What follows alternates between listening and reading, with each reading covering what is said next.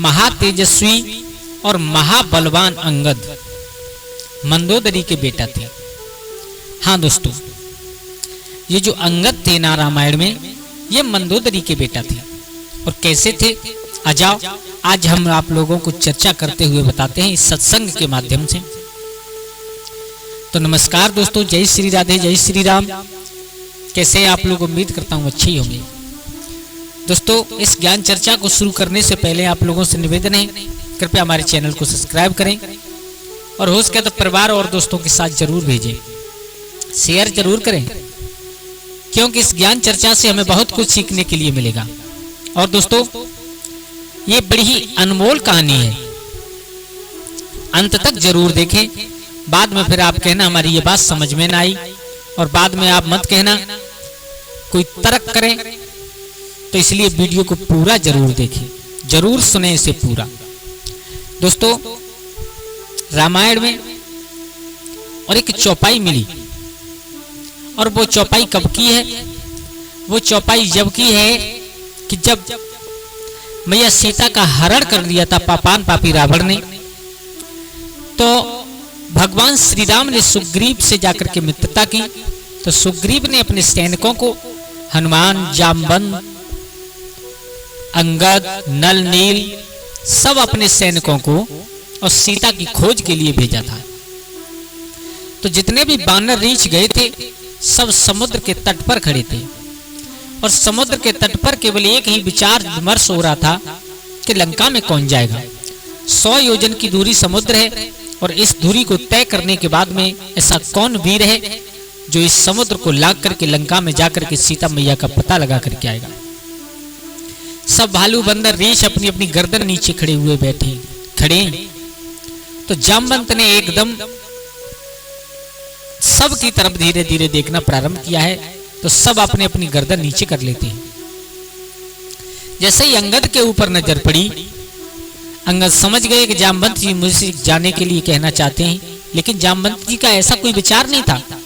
जामवंत जी अंगद को नहीं भेजना चाहते थे, लेकिन नजर पड़ी है तो अंगद ने अपने मन में विचार किया। तो मन में विचार करने के बाद अंगद ने एक बात कही, अंगद कहे जाऊं मैं पारा, अंगद कहे जाऊं मैं पारा, जे संशय कछ फिरती बारा। अंगद कह रहे हैं मुझे पूरा विश्वास है, पूरा भरोसा है कि मैं 100 योजन की दूरी को, समुद्र की दूरी को लांग जाऊंगा, कूद जाऊंगा, पार उतर जाऊंगा, पार चला जाऊंगा। लेकिन मेरे हृदय में कुछ शंका है, और वो शंका कब है? जब मैं उधर से आऊंगा तब के लिए। दोस्तों, ये बात अंगद ने क्यों कही, इसका कारण क्या था?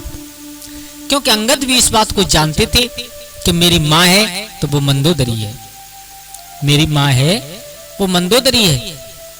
दोस्तों, ये कहानी इस प्रकार है कुछ कि जिस समय मंदोदरी के गर्भ था, मंदोदरी के उदर में एक पुत्र पल रहा था। तो एक दिन रावण मंदोदरी के शयन कक्ष में लेटे हुए थे। मंदोदरी धीरे धीरे सेवा कर रही है। तो रावण ने एक बात कही मंदोदरी से, प्रिय मेरी ललकार इतनी तेज है कि अगर मैं एक बार अपनी ललकार मार दूं पूरे रोष के साथ, तो गर्भवती स्त्रियों के गर्भ गिर जाते हैं। क्या? बोले हाँ। मंदोदरी ने कहा, पिया क्या कहना चाहते हो तुम? बोले हाँ, मैं सच कहना चाहता हूं। अगर मैं अपना जोर लगा करके क्रोध में आकर के एक बार ललकार मार दूं, तो गर्भवती स्त्रियों की मेरी ललकार सुन करके गर्भ गिर जाते हैं। मेरे भैया मंदोदरी के दिमाग में वही बात बैठ गई।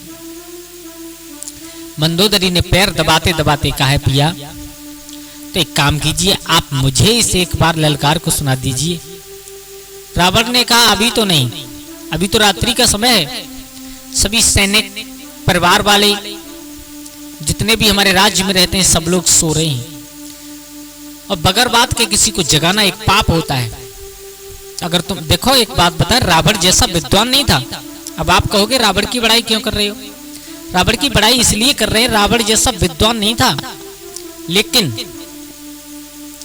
आदमी चाहे कितना भी बड़ा विद्वान हो, चाहे कितना भी बड़ा बलवान हो, चाहे कितना भी बड़ा धनवान हो, चाहे कितना भी बड़ा रूपवान हो, अगर गलत रास्ते पर कदम चला जाता है ना तो सब कुछ नष्ट हो जाता है। गोस्वामी तुलसीदास ने रावण को कुत्ता की उपाधि दी थी। 110 शीस स्वान की नाई, स्वान कहते हैं कुत्ता से, 10 शीस यानी रावण।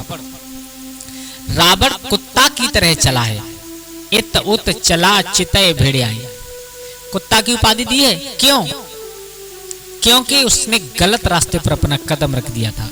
दोस्तों, आदमी चाहे कैसा भी हो, अगर गलत रास्ते पर कदम चला जाता है तो उसकी बल बुद्धि सब कुछ छीड़ हो जाती है। रावण बहुत बड़ा विद्वान था। तो रावण ने कहा मंदोदरी से, देखो इस समय सब लोग सो रहे हैं और बगैर बात के किसी को जगाना ये अच्छी बात नहीं है मेरे भैया। तो मंदोदरी ने कहा ठीक है पिया, सुबह सुना देना। बोले हाँ जरूर सुना देंगे। जैसे तैसे रात्रि लेट करके आराम किया है रावण और मंदोदरी दोनों ने। सुबह हुआ तो वही बात पत्नी के दिमाग में अगर कोई बात टच हो जाए तो उसे पूरी कर किए बगैर रहती नहीं है। सुबह होते ही मंदोदरी ने पैर पकड़ करके कहा पिया, आपने रात एक बात कही थी कि तुम्हारी ललकार से गर्भवती स्त्रियों के गर्भ गिर जाते हैं। बोले हाँ। और तुमने ये भी कहा था कि हम तुम्हें सुबह जरूर सुनाएंगे। बोले हाँ। तब सुनाओगे ना? बोले चलो अगर तुम कह रही हो तो सुनाएंगे जरूर। तो मेरे भैया आज वो रावण अपनी पत्नी मंदोदरी को लेकर के एक जंगल में आया और जंगल में आकर के एक पर्वत के ऊपर खड़ा हुआ है। पर्वत के ऊपर खड़ा होकर के कहा है सुनो, अब मैं अपनी ललकार लगा रहा हूं। इस जंगल में गर्भवती स्त्रियां या गर्भवती कोई भी मादा होगी उसका गर्भ गिर जाएगा, ध्यान रखना। तो मंदोदरी ने कहा पिया थोड़ी देर रुको। बोले क्यों? तुम यहीं खड़े होकर के ललकार लगाना और मैं उस झाड़ी में बैठ करके छुप करके सुनूंगी। क्या? बोले हाँ। क्योंकि मंदोदरी को मालूम था मेरे उदर में गर्भ पल रहा है। अगर ऐसा भी ना हो कि मेरे पिया की बात सत्य हो जाए और ललकार से गर्भ छीड़ हो जाए तो ज्यादा शर्म की बात होगी। मेरे पिया इस बात को कहेंगे कि जब तुम्हारे अंदर गर्भ था तो तुमने ऐसा कृत्य क्यों कराया। इसलिए जाकर के छुप गई, एक झाड़ी में छुप करके बैठ गई और झाड़ी से आवाज लगाई है पिया अब आप अपनी ललकार लगाओ। मेरे भैया रावण ने जैसे ही उस पर्वत पर खड़े होकर के गंभीर शब्दों में जैसे ही अपनी ललकार लगाई है, चारों दिशाएं गूंजने लगी। चारों तरफ अट्टहास का आवाज शब्द होने लगा। जितने भी शेर, चीते, भालू, जो जंगल के जीव थे सब अकुलाने लगे। जितने भी गर्भवती मादाओं के कान में आवाज पहुंची, मेरे भैया एकदम गर्भ से दर्द शुरू हुआ, पीड़ा उत्पन्न हुई, उनका गर्भ छीड़ हो गया। और उसकी दलकार, रावण की दलकार सुन करके, ललकार सुन करके जो मंदोदरी झाड़ी में छिपी बैठी थी उसका भी गर्भ छीड़ हो गया। एक पुत्र पैदा हुआ है उस गर्भ से। गर्भ छीड़ हुआ तो उस गर्भ को वहीं पर छोड़ करके मंदोदरी उठ करके चली आई। दोस्तों, न तो रावण को मालूम पड़ा ना किसी को। उस गर्भ को छोड़ करके मंदोदरी और रावण दोनों लंका में चले आए। लेकिन इधर किष्किंधापति बाली, इधर बाली उसी जंगल से निकल रहा था तो जो बच्चा छोटा सा पड़ा झाड़ियों में रो रहा था। मेरे भैया बाली ने बच्चे को रोता हुआ देखा, अपनी गोद में उठा लिया और लेकर के अपने राज्य में चले आए। राज्य में आकर के अपनी पत्नी तारा को दे दिया, तारा तुम इसका पालन करो। वही उसी पुत्र का पालन तारा ने किया है जो बाली की पत्नी थी। उस तारा ने पुत्र का पालन किया, उसी बेटा का नाम अंगद रखा गया था। बड़े होने के बाद किसी को तो मालूम नहीं पड़ा, लेकिन अंगद को किसी प्रकार मालूम पड़ गया कि मेरी मां मंदोदरी है। तो वही बात आज अंगद ने जामवंत और जितने भी बानर खड़े हैं उस समुद्र तट पर उनके सामने रखी है। एक बात कही है कि अंगद कहाँ जाऊं मैं पारा, मैं चला तो जाऊंगा उस पार, लेकिन ये संशय कुछ फिरती बारा, मुझे लौटने में थोड़ी संशय है। क्योंकि माँ की ममता ऐसी हुआ करती है, अगर माँ ने मुझे पहचान लिया, उनसे कहा नहीं, लेकिन किसी दूसरी पुस्तक में हमें प्रमाण मिला कि माँ की ममता ऐसी होती है कि अगर माँ ने मुझे पहचान लिया और अगर मुझसे बार बार कहा तो फिर मैं उधर से वापस नहीं आ पाऊंगा। दोस्तों, इसलिए अंगद ने इस चौपाई, इस बात को इस जगह पर कहा है। जामवंत जी समझ गए। जामवंत जी ने कहा तुम हमारे मैन बन करके आए हो, हम तुम्हें भेज भी नहीं सकते और हमने सोचा भी नहीं तुम्हें भेजने का मेरे भैया। इसलिए लोग कहते हैं कि अंगद मंदोदरी के बेटा थे। दोस्तों अगर बात सही लगी हो आपको तो एक बार कमेंट में जरूर लिख करके जाए, अपनी राय जरूर दें। कैसी लगी आप लोगों की हमारी ये चर्चा? अगर अच्छी लगी हो तो प्लीज हमारे चैनल को सब्सक्राइब करें और हो सके तो अपने परिवार और दोस्तों के साथ में शेयर जरूर कर देना, क्योंकि हो सकता है उनके पास में ये ज्ञान पहुंच जाए तो किसी दिन काम आए।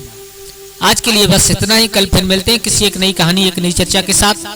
तब तक के लिए सभी लोग आनंदित रहें, खुश रहें। जय श्री राधे, जय श्री राम।